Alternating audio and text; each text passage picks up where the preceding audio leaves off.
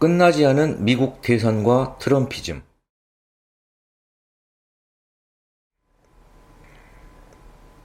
11월 3일 도널드 트럼프 공화당 후보와 조 바이든 민주당 후보가 맞붙은 대선은 아직도 끝나지 않았습니다.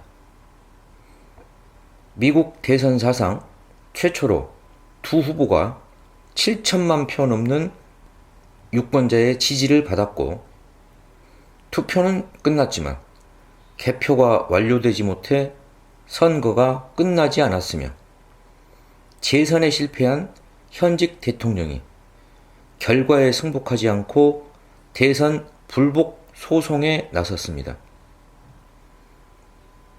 대다수의 미국 언론은 바이든이 59대 미 합중국 대통령으로 당선되었다고 보도했지만 트럼프 대통령은 받아들이지 않았습니다.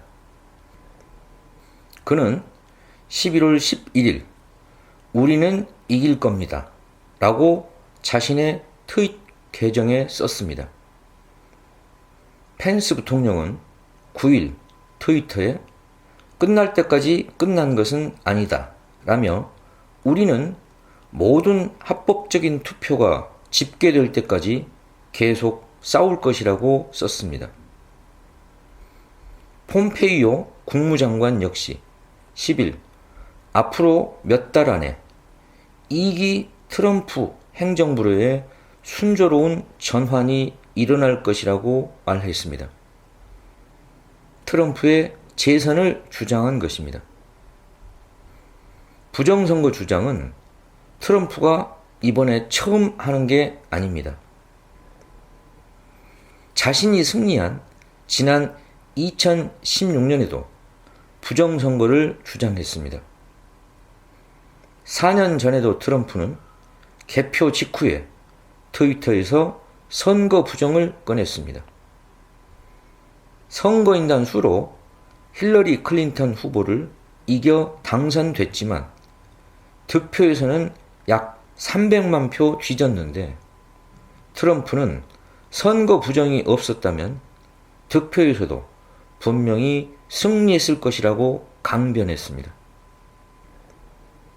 객관적 근거는 제시하지 않은 채 일방적인 주장이었습니다.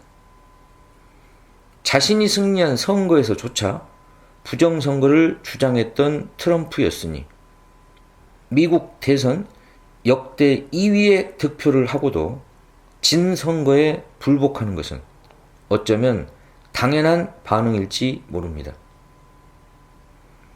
도둑질을 멈춰라.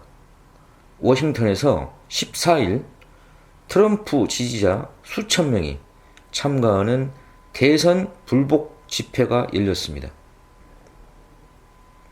트럼프는 이날 워싱턴 집회에 참가하진 않았으나 시위 현장을 지나며 차창 밖으로 엄지손가락을 치켜세우고 지지자들을 독려했습니다.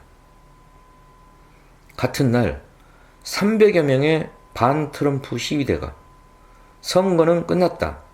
결과에 승복하라"며 맞불 집회에 나서기도 했습니다.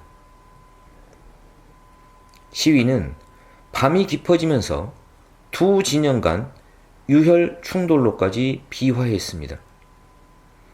이날 충돌 과정에서 20대 남성이 등에 칼을 맞아 중상을 입고 병원으로 실려가고, 경찰관 2명을 포함해 양쪽 진영에서 모두 피투성이 부상자가 나왔고, 소속을 알 수 없는 총기 소지자 4명 등 최소 20명이 체포됐습니다.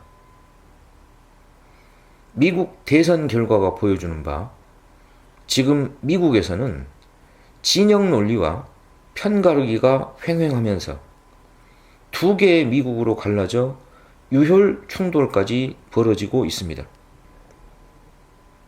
퓨 리서치 센터가 등록 유권자를 대상으로 조사해 발표한 내용을 보면 2016년 선거에서 트럼프를 찍은 사람들의 94%가 이번에도 여전히 트럼프를 지지한다고 답했고, 지난 선거에서 힐러리를 찍은 사람들의 96%가 이번 선거에서 바이든을 지지한다고 답했습니다.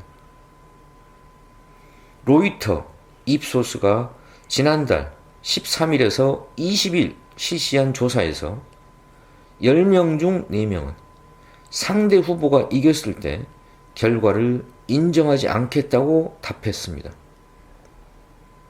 바이든 지지자의 43%, 트럼프 지지자의 41%가 이렇게 답했습니다.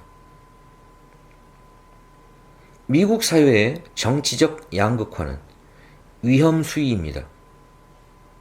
1960년 미국민을 상대로 자녀가 상대 정당 지지자와 결혼한다면 기분이 어떨지 묻는 설문조사에서 민주당 지지자 4%, 공화당 지지자 5%가 언짢을 것이라고 답했습니다. 그런데 50년 뒤인 2010년 같은 설문조사에선 민주당 지지자 33%, 공화당 지지자 49%가 다소 혹은 상당히 불쾌할 것이라고 답했습니다.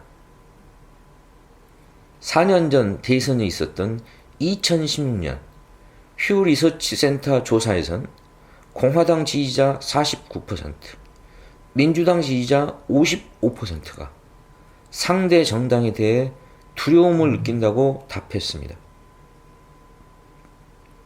지난 8일 영국 일간 가디언은 1980년대 신자유주의 시대가 시작된 이래 미국은 지역과 계급으로 나뉜 두 개의 나라가 됐다며 대다수 선진국에서와 마찬가지로 미국도 새로운 글로벌 경제 거점을 형성한 번영하고 진보적인 대도시 지역의 지식 노동자와 시골 지역, 쇠락한 산업도시들의 보수적이고 대학 교육을 받지 않은 주민들 사이에 균열이 커졌다고 보도했습니다. 2007년에서 2008년 금융위기 이후 미국의 중산층은 무너졌습니다.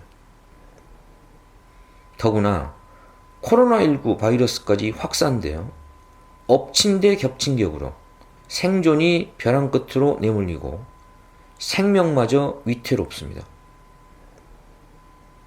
직장을 잃고 빈곤층으로 전락해 실업수당을 신청하고 무료급식을 받으려고 길게 줄을 서는 서민들의 모습에서 미국 사회의 이면이 드러납니다. 바이든 정권이 시작된다고 하더라도 극단적으로 양분된 미국 사회를 통합하는 일은 굉장히 어려운 과제일 것입니다. 대선과 함께 치러진 상하원 선거에서 민주당은 크게 승리하지 못했습니다. 하원에서 다수당 지위를 지켰지만 의석이 10석 정도 줄었습니다. 민주당은 상원에서도 다수당 지위를 확보하지 못할 가능성이 높습니다.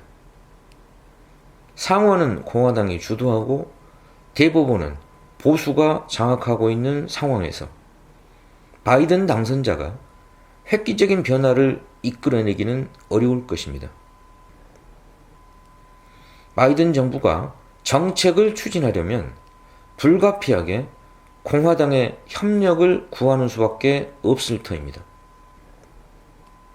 다른 한편에선 여전히 트럼프를 지지하는 강력한 반대 세력의 저항도 극복하지 않으면 안 됩니다. 극단적인 양극화의 정치 지형이 난제지만 보다 근본적인 문제는 바이든의 정책 자체가 새로울 게 없다는 점입니다. 바이든 당선자는 코로나19 문제 해결을 최우선 국정과제로 삼을 것이라고 밝혔습니다. 하지만 바이든은 코로나19 사태로 수천만 명이 변변한 의료 혜택을 받지 못한 채 사각지대에 놓여 있는데도 불구하고 전 국민 단일 건강보험 제정에 반대하고 민간 의료보험 기업의 수익성 보장을 지지했습니다.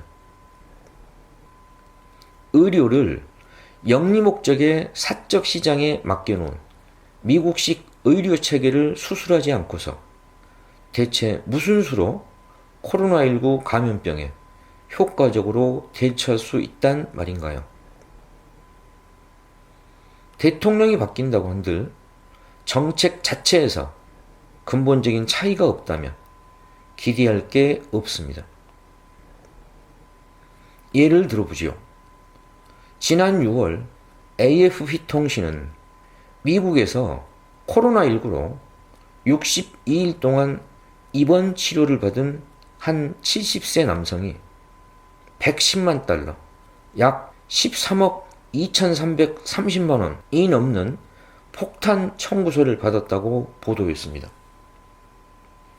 181쪽짜리 청구서 내역을 보면 집중치료실 이용료가 하루 9,736달러, 약 1,171만 원으로 42일치 40만 9천 달러, 4억 9,202만 원. 하루 사용료가 2,835달러, 약 340만 원인 인공호흡기 29일치 8만 2천 달러, 9,864만 원이었고 약값 등이 포함됐습니다. 다행히 그는 메디케어 대상자에서 자비로 이를 부담할 필요는 없었습니다. 하지만 그는 자신의 병원비를 납세자가 대신 부담한다는 생각에 죄책감이 든다고 말했습니다. 고액의 보험 가입자들이야 걱정할 게 없겠지만 서민들로선 언감생심, 엄두조차 안 나는 끔찍한 의료제도입니다. 이번 미국 대선은 바이든의 승리라기보다 트럼프의 패배라는 분석이 타당합니다. 최악을 피하기 위해 차악이 선택된 셈입니다. 비록 트럼프가 1990년대 이후 최초로 재선에 실패한 대통령이 됐지만 그의 정치적 영향력은 결코 무시할 수 없습니다. 트럼프는 여전히 공화당의 강력한 지도자이며 보수주의자들 사이에서 엄청난 지지를 유지하고 있습니다. 트럼프는 이번 대선에서 2016년 선거 때보다 약 600만 표를 더 받았습니다. 그가 얻은 7천만 표 이상의 득표는 바이든에 이어 미국 역사상 두 번째로 많은 지지입니다. 이전까지 최다 득표 기록인 2008년 대선 때 버락 오바마 전 대통령의 6,946만 표를 뛰어넘습니다. 미국 대선에 투표는 끝났으나 선거는 끝나지 않았습니다. 선거가 끝난다고 해서 트럼프의 시대가 끝난 것도 아닙니다. 트럼프가 물러나도 트럼피즘의 유령은 사라지지 않고 미국 사회를 배회할 것입니다. 걱정도 팔자입니다.